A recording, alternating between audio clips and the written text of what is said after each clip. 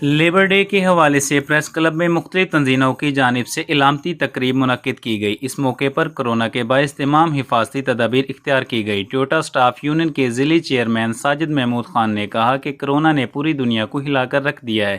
ہم نے زندگی کے تسلسل تو جاری رکھنا ہے، لیکن تمام حفاظتی تدابیر اختیار کرتے ہوئے مکمل طور پر احتیاط برتی جائے۔ انہوں نے کہا مزدور معاشرے کے عظیم ستون ہیں، ان کے حقوق ادا کر کے ہی معاشرے کو خوبصورت بنایا جا سکتا ہے۔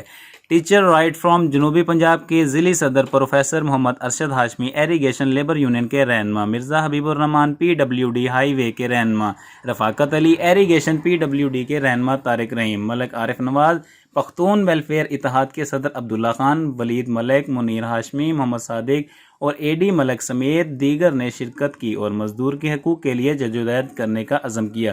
کیمرہ مین آفتاب انور کے ساتھ عمر فاروق، JNN نیوز، کانپور۔